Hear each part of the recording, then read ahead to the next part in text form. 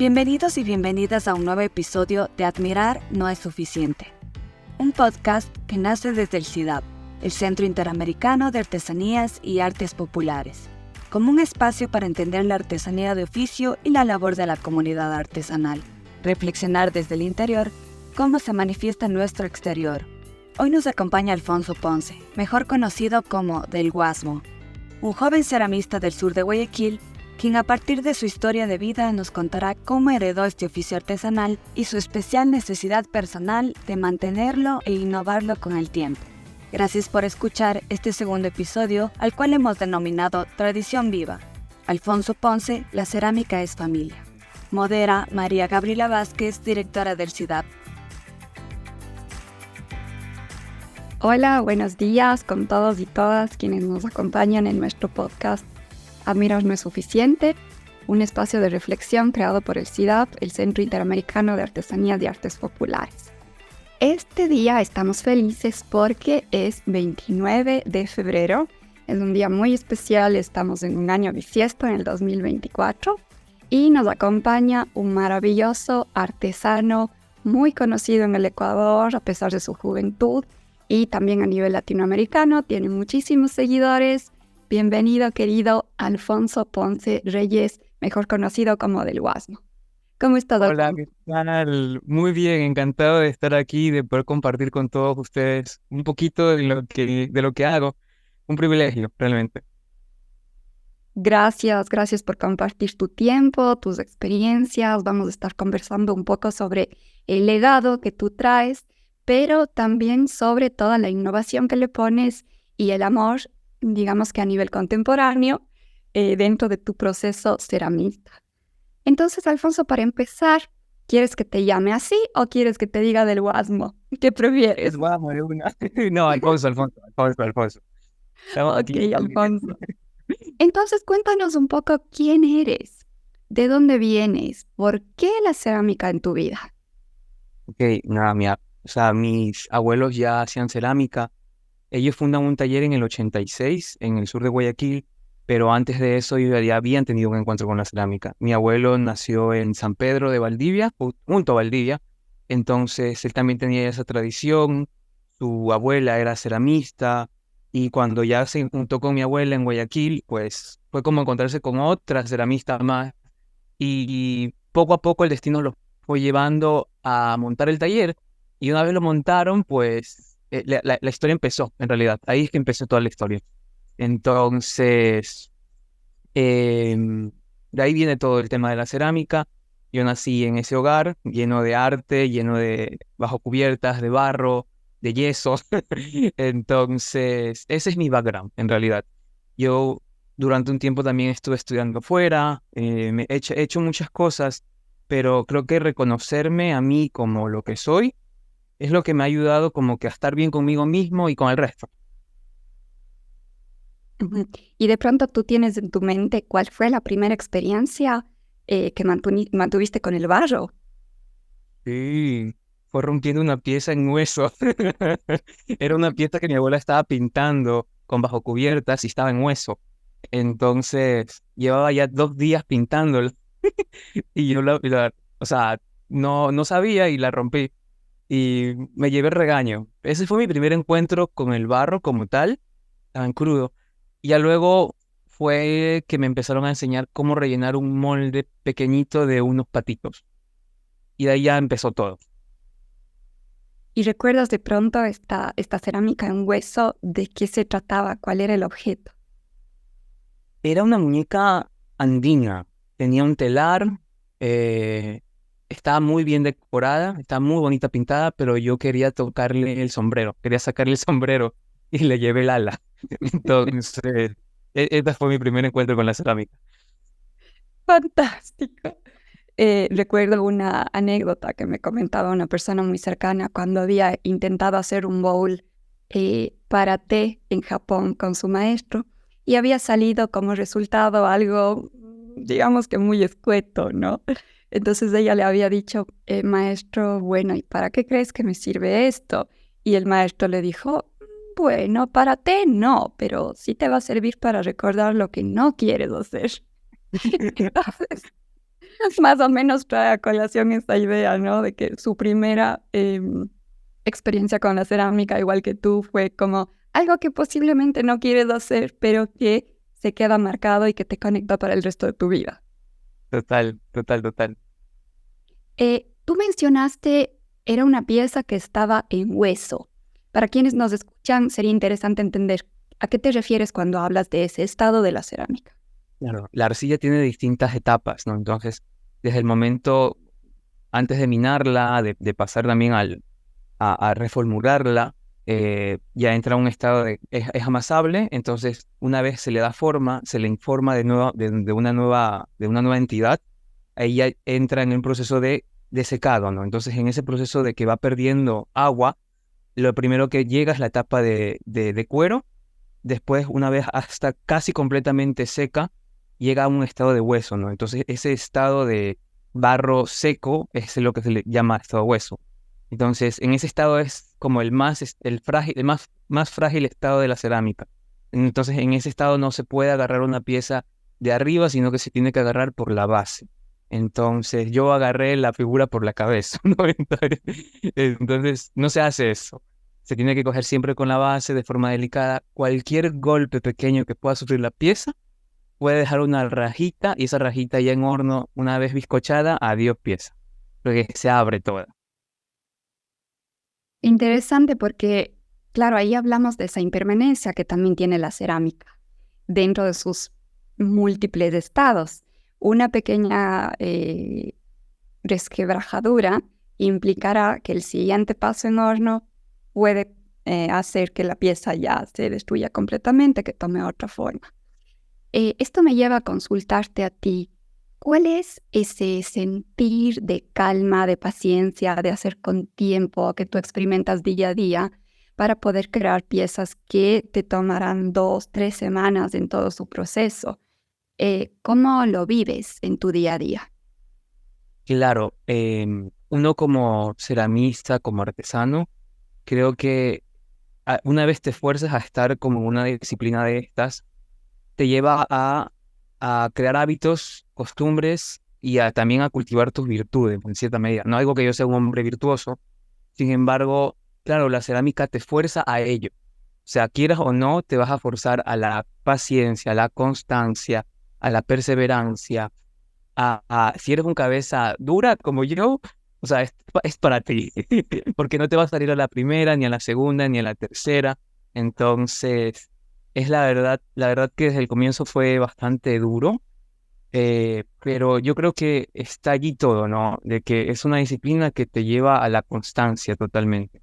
Yo recuerdo que la primera vez que yo compré, o sea, mis abuelos, tras la dolarización, tras todas las crisis que hubo en los 2000, ellos salieron del calor y entraron a hacer frío, ¿no? Que es todo lo que la costa hace. En la costa se hace principalmente al frío. Entonces yo decidí, si vamos a hacer cerámica de nuevo, vamos a hacerlo bien, o sea, completo, y de autoría y demás. Entonces, yo recuerdo que reunimos muchísimo para poner el horno bien, para poner la instalación correcta, porque el horno antes estaba en la casa de ellos, y los traímos de nuevo al taller, que está a la vuelta, pero no había instalación. Entonces fue una inversión muy grande, porque encima está lejos de los medidores. Entonces es un montón de cable, un montón de tubos. Y yo recuerdo que compramos los primeros esmaltes a Samo. O sea, le compramos los primeros esmaltes, las primeras barritos adecuados para las temperaturas que queríamos llegar. Entonces, durante una semana estuvimos modelando todas esas piezas. Y luego, ¿qué pasó? El horno hizo capum, o sea, un corto hubo enorme con todo el horno. Y claro, me enfrenté a mi primera crisis, fue esa, de haber reunido todo para ponerlo bien y luego como que no tener nada, porque el horno es el centro del taller. Entonces, claro, ahí tú tomas decisiones. Tú siempre eres libre para tomar decisiones, pero tomar la decisión de conversar con otros colegas, de buscar la ayuda en Guayaquil, que es complicado. Aquí no se hace cerámica de alta, no hay técnicos para alta. No, los hornos son complicados porque son hornos viejos. Entonces, claro, toda esa toma de decisiones que te conlleva el oficio es lo que te va enseñando, ¿no? Entonces ahí está las enseñanzas de la cerámica, ¿no? Tú eres, poco, tú eres como pequeñito, esto te va a ir modelando a vos. O sea, tú también eres una pieza de barro y eso es muy bonito. Yo creo que la mayoría de las personas que se dedican a la cerámica también tienen este sentir porque compartimos oficio. Digo, siempre somos hermanitos de barro. Entonces, estamos en esta onda. Hermoso este tema de somos hermanitos del barro. Y eso te hace hermanos de barro también con tus abuelitos, que a quienes has estado mencionando. ¿Cómo se llaman tus abuelitos? Mis abuelos se llaman Juan Reyes y Bella Iglesias. Mm, Ellos dos son mis mentores, mis maestros. qué maravilloso, qué maravilloso. De ahí llega tu legado y tú le das todo este plus. Para quienes nos escuchan, es fundamental que entendamos que la cerámica de alta temperatura que está mencionando Alfonso es diferente a la cerámica fría que comenta, ¿no? Entonces, cuando tenemos una pieza de barro que ya está quemada, que pasó por su primer beso del horno, como lo dice Eduardito Segovia, nuestro gran amigo maestro ceramista, toma esta capacidad porosa ya firme de poder recibir esmaltes para una segunda quema. Mientras que la cerámica en frío lo que implica es que este bizcocho, que ya tuvo una temperatura un poquito más alta, puede ser pintada al frío, ¿no? Así se conoce, con acrílicos o con diferentes pinturas que no requieren entrar al horno nuevamente. Entonces, aquí en el Ecuador fue muy tradicional, todavía se hace muchísimo, como bien lo explica Alfonso, pero sobre todo en los 90s, en los tal vez principios del 2000, de los 2000, la gente pintaba mucho al frío. Entonces, muchas figuritas decorativas que se convertían en lámparas, habían los tradicionales patitos de 4 o 5 modelos que se decoraban también con una cinta, se ponían en las paredes, cofrecitos, de ese tipo de cosas. Ahora, esa es la cerámica que Alfonso no hace. Se complica muchísimo más y sus productos normalmente tienen 2, 3 quemas, ¿verdad? Es así que quisiera preguntarte, Alfonso, querido, ¿cuál es la técnica que tú empleas? ¿Hacia dónde va esa cabeza dura de constancia que mencionas para poder llegar a una pieza final? Claro, a ver, yo me encontré con los moldes, ¿no? Porque era lo que habían dejado mis abuelos, con barbotina. Y yo empecé con eso también, ¿no? Con eso empezó de nuevo el taller de los abuelos y del Guasmo. Del Guasmo no, todavía. Entonces, yo lo que tenía era una ansiedad, algo dentro de mí que me decía, esto no, aquí no es. En la costa todo el mundo lo hace. Además de eso, era también mis ganas de poder yo crear, mis ganas de yo poder informar a la materia de algo que estaba dentro de mí. Entonces, con este deseo creador es que nace el tema de poder reciclar ya esas arcillas de barbotina y empezar a experimentar primero con la forma y con las técnicas que yo quería utilizar. ¿Cuáles técnicas yo utilizo? Yo utilizo mucho la plancha, o sea, el bolillo o slab. Yo construyo con slab. ¿Qué es slab? O sea, tú coges la pella ya una vez amasada, la pones sobre lonas y lo que empiezas es con el rodillo, estirarlo. Entonces, esto te lleva también a hacer un ejercicio de geometría, ¿no? De pasar del 2D al 3D, de pasar del alma a la materia. Entonces, es sumamente bonito porque con una sola plancha tú puedes crear 1001 formas y es como curioso porque la gente no se lo cree. Yo, por ejemplo, ahora ya empezamos haciendo tazas, proyectos de lámparas, proyectos de jarros, pero luego está esto de querer transformar el cilindro, de querer transformar el cono, de querer transformar la esfera. Y ahora hace unas 3 semanas hice un conjunto de tortugas solo con plancha y me quedaron como tortugas marinas, o sea, con el caparazón y todo eso, porque además de las planchas yo también utilizo mucho el sello precolombino. No tengo sellos precolombinos porque tener piezas precolombinas es como un poco delito ya, ¿no? O sea, tienen que estar en museo. Pero yo me hago mis sellos, los tengo en hueso, están en estado frágil. Yo el día que me canse de ese diseño lo meto a agua y adiós sello y la pieza queda única. Entonces también uso mucho el sello, el stamp. No, tú lo que haces es, una vez tienes la plancha y sabes qué vas a hacer con la plancha, pones encima de la plancha, puedes o no puedes poner una capita de film, de papel film, del que es para guardar la comida a la nevera, y lo que hago es con los sellos voy dándole imprimiendo mis formas, mis patrones y mis motivos.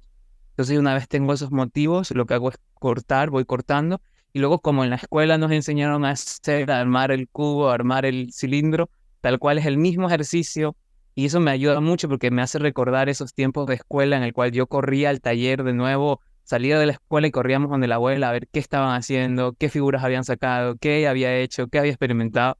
Entonces es eso, o sea, sigo con ese círculo de la escuela y, y esa es la manera que yo hago mis formas, mis lámparas, es la forma que hago mis platos, mis bowls, mis tortugas ahora, que estoy experimentando mucho con tortugas marinas, es lo que se viene. Y más, esa es mi cabeza dura, o sea, crear cosas más complejas a partir de una simple lámina de barro.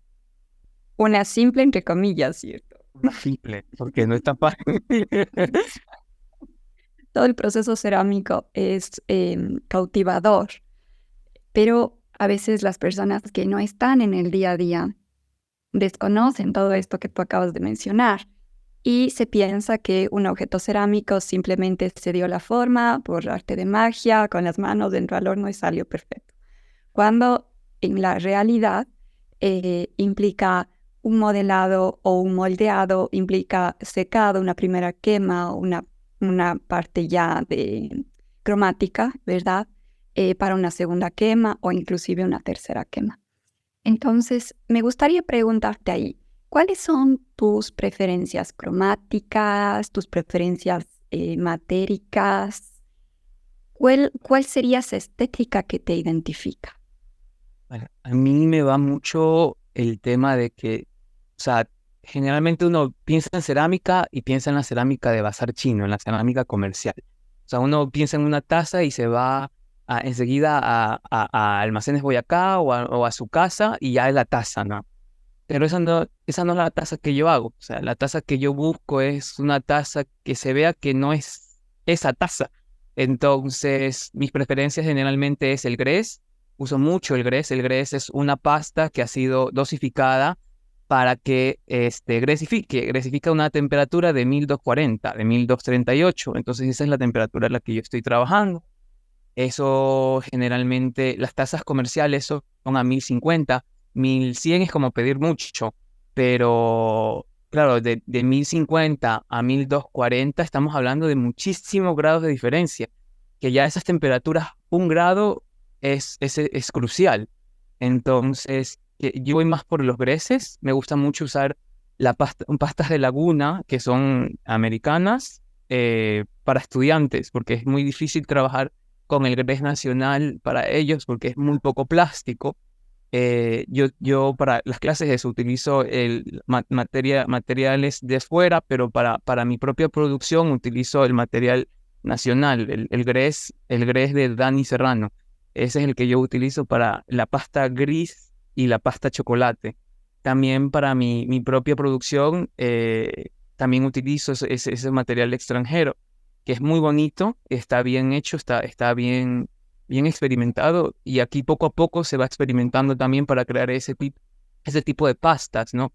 En cuanto a cromática, yo ahora mismo estoy experimentando mucho con óxidos, estoy experimentando también con pigmentos, también utilizo esmaltes comerciales y esmaltes nacionales, hechos también en Cuenca.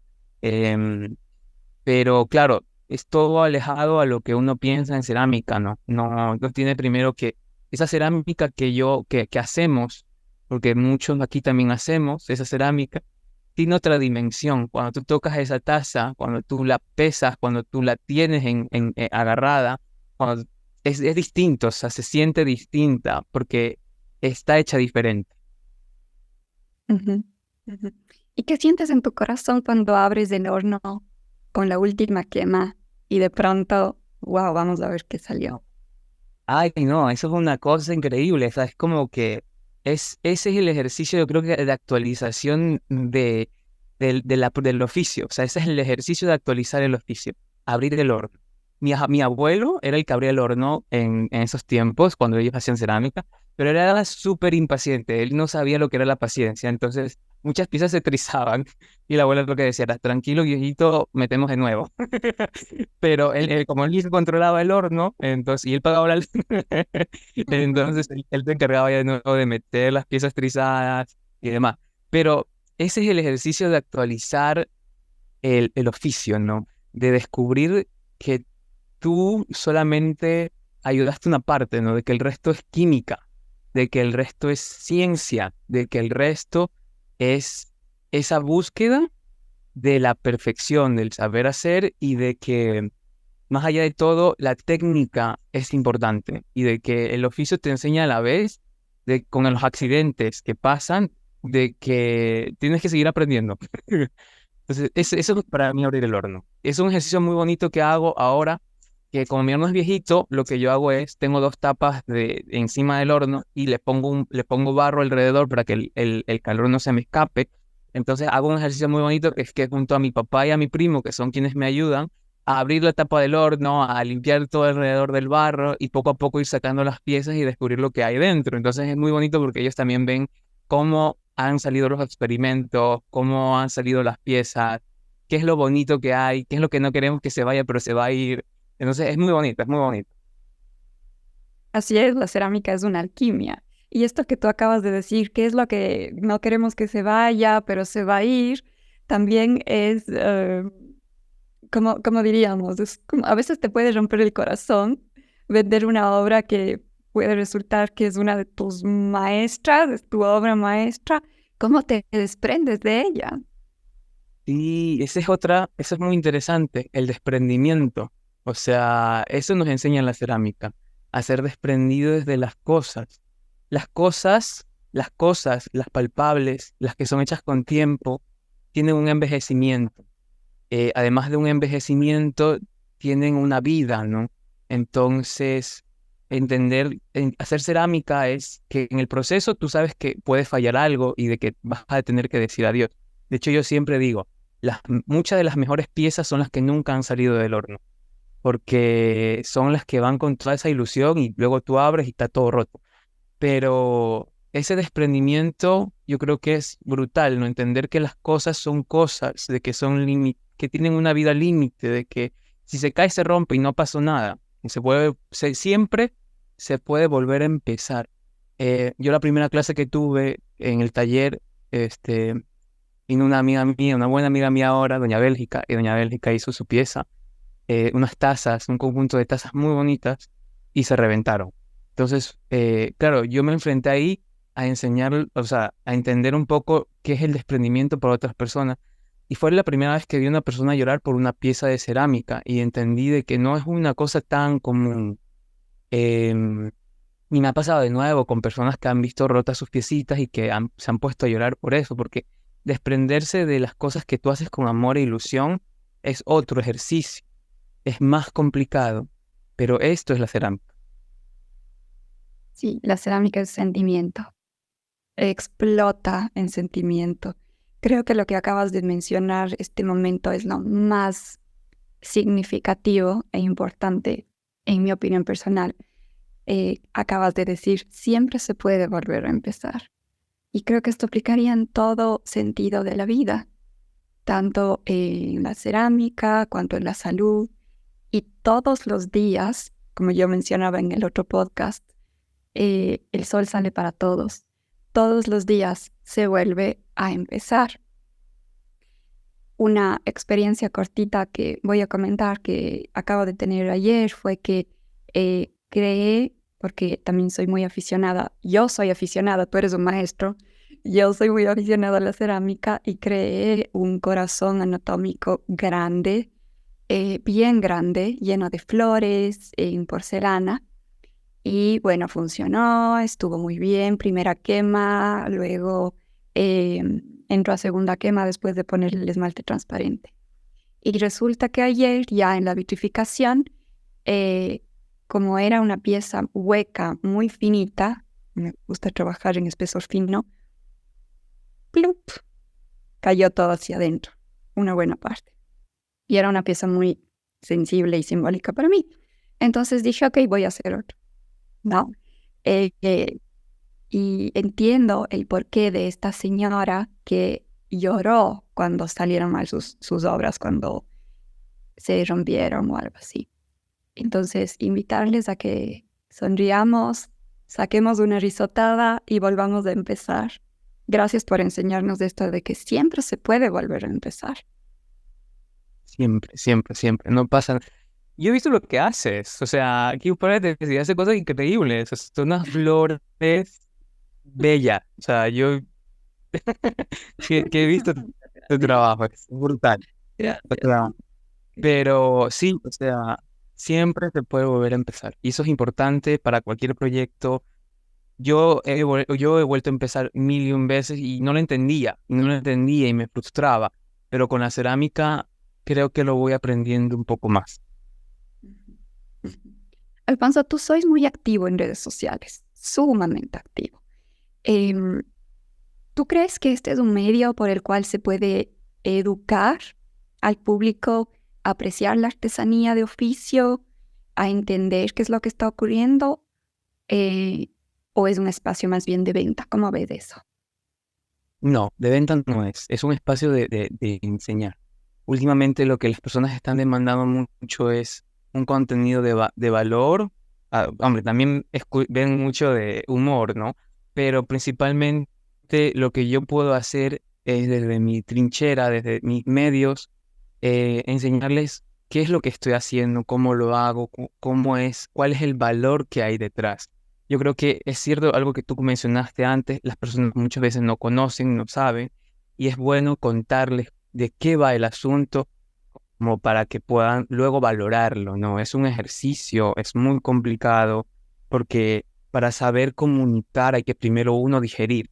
Entonces yo voy digiriendo, voy creando unos guiones, voy viendo, voy validando, voy preguntando, oye, esto puede ser interesante para a mi hermano, a mi primo, a mi papá, ¿esto crees que pueda funcionar? ¿Crees que luego voy editando, hacemos las tomas? Siempre en el proceso del taller vamos grabando cositas, se llena la memoria, borramos lo anterior, pero seguimos grabando, porque creo que es importante llegar y hacer y comunicar esto que uno siente, esto que uno hace y esto que uno vive, ¿no? Porque no es solo como que, o sea, no es un canal de venta, sí, pero es más que eso. Yo tenía un profesor en la universidad que decía que el Internet era el segundo descubrimiento del fuego, y tal cual, o sea, el Internet es el segundo descubrimiento del fuego, es nuestro fuego para poder continuar este nuevo periodo de la humanidad, ¿no? Entonces, yo cuando entendí eso, dije, aquí está todo, o sea, tienes todo al alcance de tu mano, todo el conocimiento, la biblioteca de Alejandría queda corto en lo que tienes en tu celular al alcance. Entonces yo dije, no, o sea, y ahora que lo entiendo y ahora que lo practico, yo siempre estoy como que diciendo a mis colegas, oye, necesitas mira, ¿por qué no haces esto? ¿Por qué no te grabas de esta manera? Con mi primo también estoy trabajando esto, porque él también es ceramista y hacemos cosas muy bonitas y bien terminadas. Y le digo, oye, grábate de esta manera, o yo te grabo, o luego lo subimos. Y siempre los aliento a que hagan esto, a que hagan este ejercicio de, de poder verbalizar, porque las cosas cuando no se verbalizan, no se quedan dentro y cuando están dentro se olvidan, ¿no? Y lo que se olvida no se aprendió, y lo que se olvida se devalúa, y lo que se olvida no se guardó correctamente. Guardar las cosas es lanzarlas, como dice un poema de Antonio Cícero. Antonio Cícero dice, guardar un poema es decirlo, es declamarlo. Guardar el conocimiento es compartirlo, es informarlo, es comunicar. Por eso es tan importante, es lo que yo considero y por eso lo hago. Y estoy como que haciendo mis guiones y eso. O sea, sumamente importante. Wow, esto de que el Internet es el segundo conocimiento del fuego o después del fuego es traer a colación que vivimos en una era marcada por ello y que definitivamente si es que no existiese ya a uso público, ¿no? Posiblemente estaríamos en otras instancias muy diferentes, sin conocernos, sin, como tú dices, poseer ese conocimiento literalmente a un clic, a un tap en el teléfono, y tiene muchísimas ventajas. Otra cosa que quisiera mencionarte es que tú, dentro de tus redes sociales y al momento en que creas tus videos, eh, lo presentas todo de forma muy coloquial, con mucho humor, con modismos como nos días, nas tardes, que nos hace sentir muy cercanos a ti, a quienes podemos eh, visibilizarte y visitarte en tus redes. Entonces, ¿de dónde nace o por qué has decidido tú tener ese lenguaje tan abierto, tan sensible, tan del día a día? Como inclusive diría yo, hasta una jerga muy ecuatoriana, muy nuestra, que es divina, la verdad. ¿De dónde sale eso? Es que, yo tuve un ejercicio muy importante durante unos años fuera, que fue que, o sea, me olvidaba de quién era yo, ¿no? Y de hecho, hace un tiempo atrás, mira, no tenía para comprarme un libro allá, que era de la Bauhaus, y lo presté de una biblioteca, ¿no? Me lo quedé, no lo devolví, porque, o sea, lo estuve trabajando mucho, tanto que cuando se me pasó el tiempo, ya estaba yo volviendo y me acordé del libro y lo tenía en la maleta. Y dije, este libro no es mío, pero lo tengo. Y en ese libro encontré muchas acciones de que yo quería volver a hacer cerámica en 2017, de que yo quería venir a estar con mis abuelos, mi abuelo que seguía vivo, y lo hice así. Este, pero yo creo que para poder llegar hay que ser uno mismo, hay que ser sincero, no hay que estar con caretas. No, esto no es el teatro griego para ponerse máscara, ¿no? Esto es la vida cotidiana. Yo creo que la cerámica, al estar en el trajín del taller, también te lleva a ello naturalmente, no es esa tendencia natural a simplemente ser, fluir, no sobrepensar las cosas tampoco, y simplemente dejarse ser, ¿no? Y ser cercano, porque al final, o sea, hay gente que no quiero como que atacar sus estrategias de redes ni nada de eso, pero como que se elevan mucho y son muy distantes. Yo sí quiero estar con la gente, yo quiero estar con ellos, de hecho estoy con la gente, ¿no? En el taller vienen los niños, está la gente de alrededor del taller que también pasa por el taller a veces y me pregunta cosas y estamos en contacto, no es algo como que el taller es un órgano fuera de su comunidad, no está en la comunidad, no tiene su tejido allí. Mi abuela cuando estaba en el taller era igual de cercana. Cuando ella falleció, buses y buses repletaron las salas de velaciones cuando ella fue para ir a dejar sus restos al cementerio. Entonces, de eso va el asunto, de ser cercano, estar con la gente, ser cálido y a través de esto llegar al corazón, que es lo más importante, ¿no? No al bolsillo, al corazón. Qué lindo. Alfonso, ¿cuáles han sido las situaciones más difíciles que te han tocado vivir en este mundo de la artesanía, de ser creativo? Porque todo lo hermoso, todo lo exitoso, por supuesto que se siente muy bien, pero parte de crecer es superar esas roturas en el horno, esos experimentos fallidos, pero también a nivel emocional o en la realidad cotidiana. ¿Qué es lo que te ha motivado para continuar ante las dificultades y cuáles han sido estas dificultades por las cuales has atravesado? Claro, a ver, empezar a hacer cerámica, o sea, empezar a hacer cerámica de por sí ya fue una dificultad, ¿no? Todo el mundo se puso en contra. El taller era visto como, por mis propios abuelos, como un sitio donde el trabajo era despreciado por el medio, ¿no? De que era un trabajo muy precario, de que mi abuela decía que ella transformaba el polvo en oro, pero la gente no lo apreciaba. Entonces, ella vendía, pero vendía muy económico porque era el medio de subsistencia. Y entonces mis tíos tenían eso en la cabeza, ¿no? Entonces mi abuelo fallece, yo entro al taller ya de nuevo con mi primo y mi hermano a trabajarlo. Entonces todo el mundo dijo como que mejor vendamos esto, limpiamos el lugar y hacemos otra cosa. Como no. los tres nos decidimos y dijimos, aquí hay que hacerlo y hay que restaurar todo y esto es patrimonio y esto no se puede cerrar. Y fuimos los cabeza dura del proyecto. Entonces, el primero fue ese.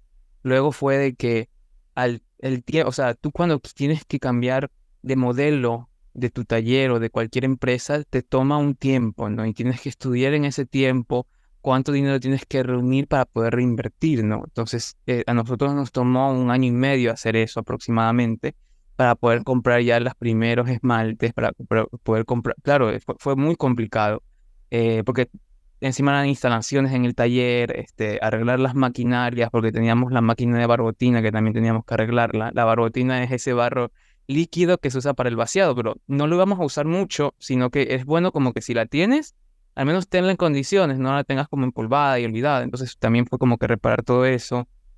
Entonces, no fue de llegar y tenerlo todo listo, a mesa puesta, a mesa servida.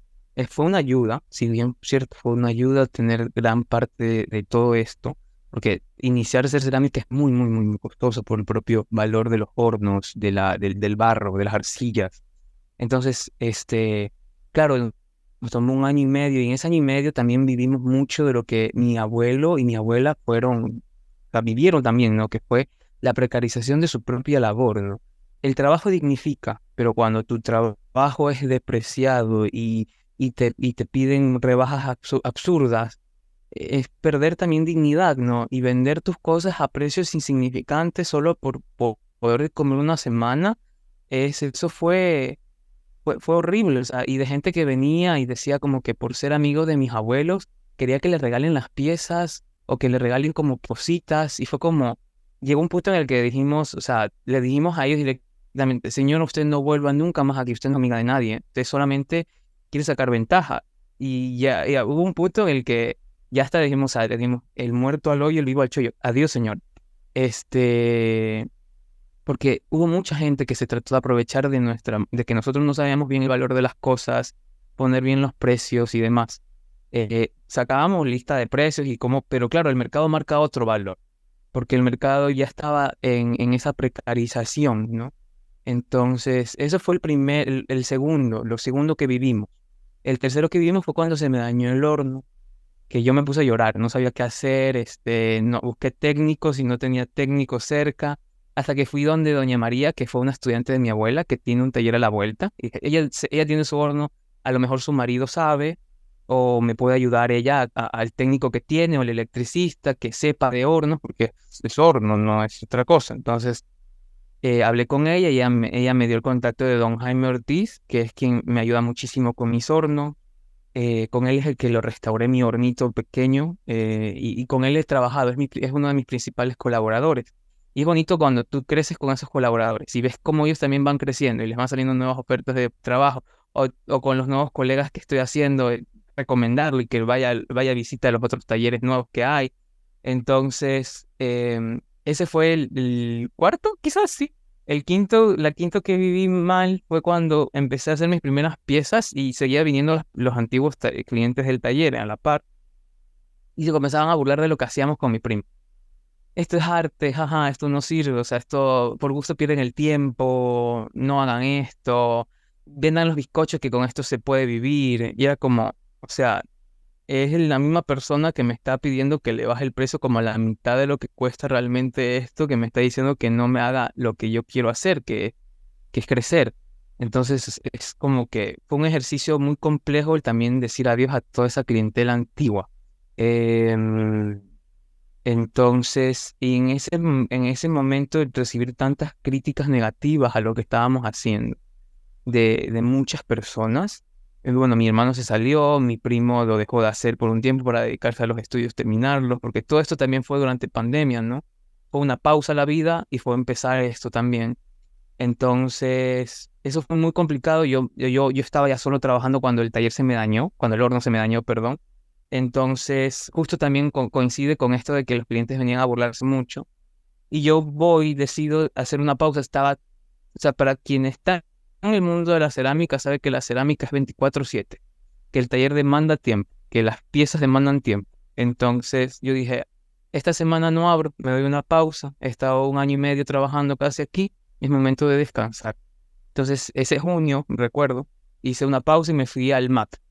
Y al MAC llevé una de mis piecitas de las que estaba haciendo unos dijes cerámicos. A mí me gusta mucho, pues, los diseños de Bauhaus, cómo simplificaban cosas.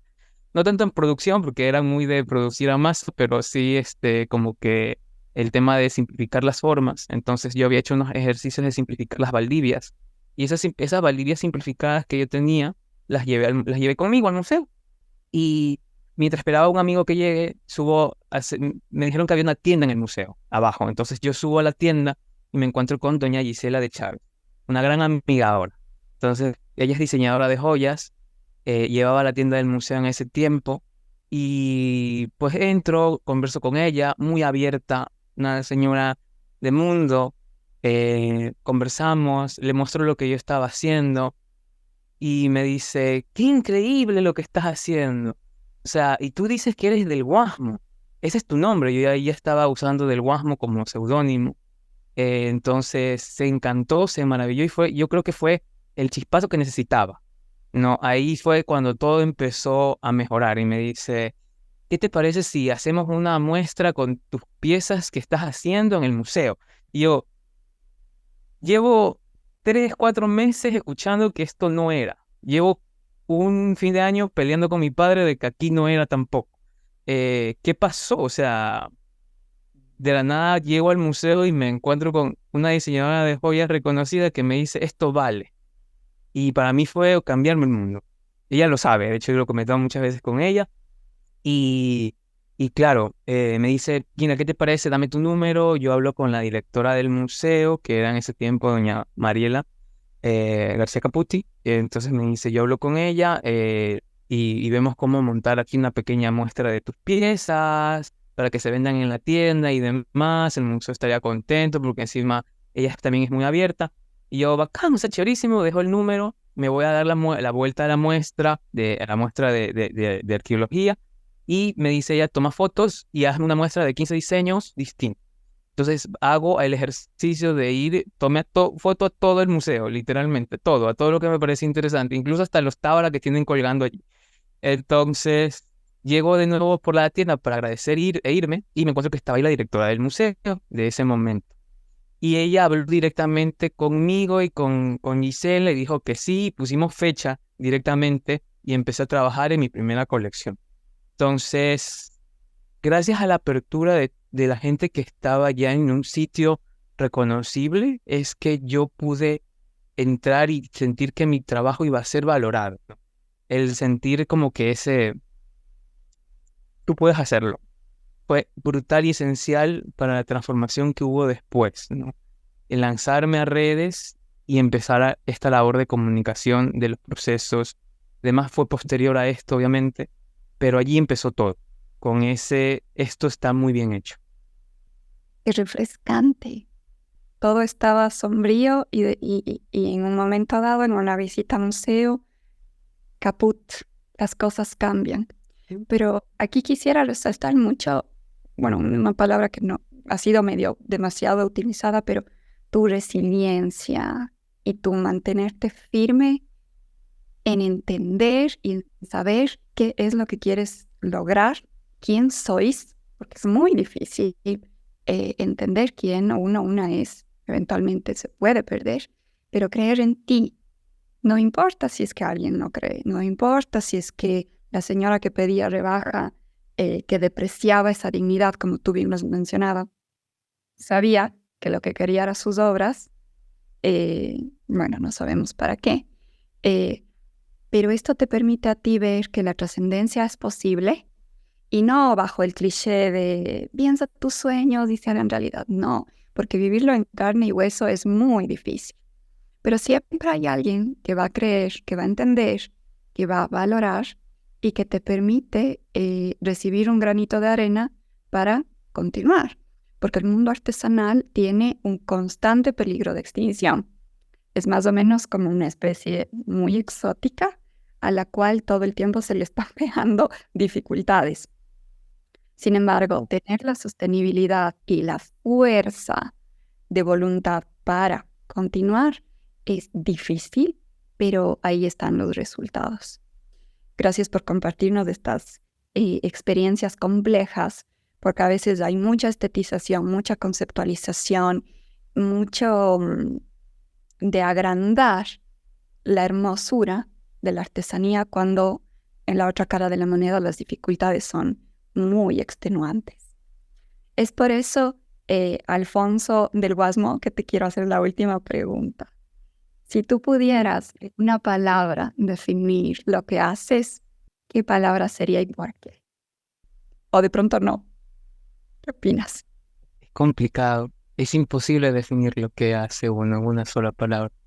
Pero quizás haciendo el ejercicio podría decir que es... No podría. No podría definirlo. Honestamente. Y un Puede conjunto. todo como que ver atrás como un conjunto pequeño de palabras en lo que estoy haciendo. O sea, yo siempre resalto lo que es saber hacer. En mi medio, la gente, las personas buscan que se vea bonito más que no que esté bien hecho. Entonces, no sé, yo estoy detrás siempre del saber hacer con valores, ¿no? Porque saber hacer es saber hacer con valores, ¿no? Y ser honesto con el cliente y demás. Pero definirlo todo en una sola palabra creo que es imposible. Solo para recapitular algunas cosas que has dicho, como que el horno es el corazón del taller, el taller está en el tejido de la comunidad.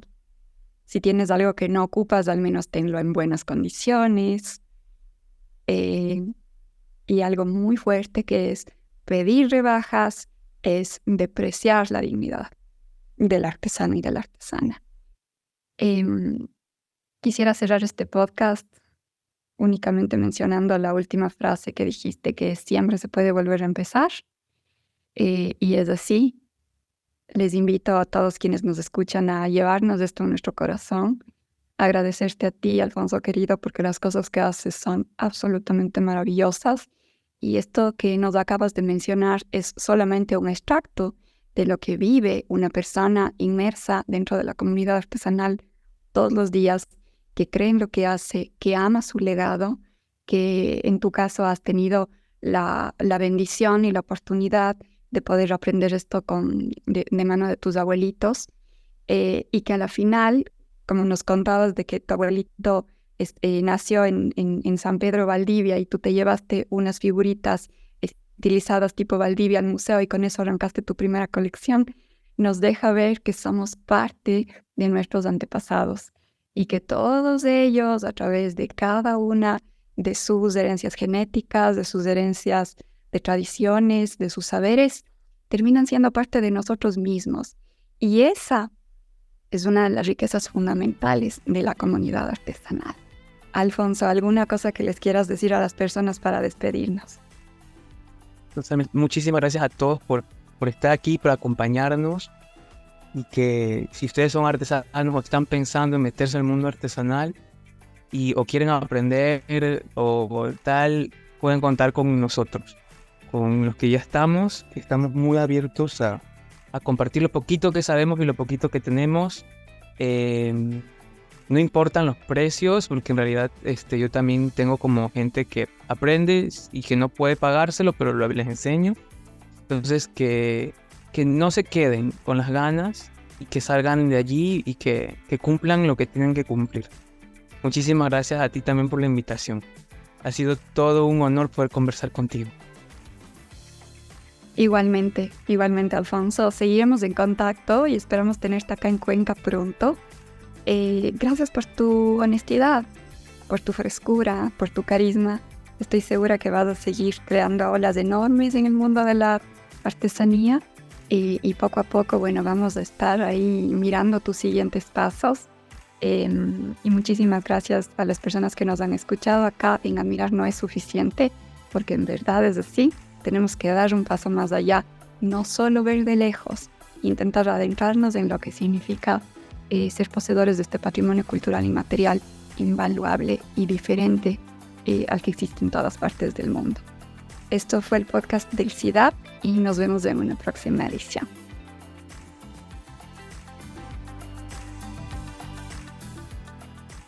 Esto fue Admirar no es suficiente, un espacio de reflexión y entendimiento sobre el trabajo de la comunidad artesanal. Si te gustó, compártelo con tus amigos. Y si te interesa que hablemos de algún tema en específico sobre artesanía y arte popular, escríbenos a nuestras redes. Estaremos felices de construir este podcast contigo. Encuéntranos como CIDAP América. Muchas gracias y nos vemos en el próximo episodio.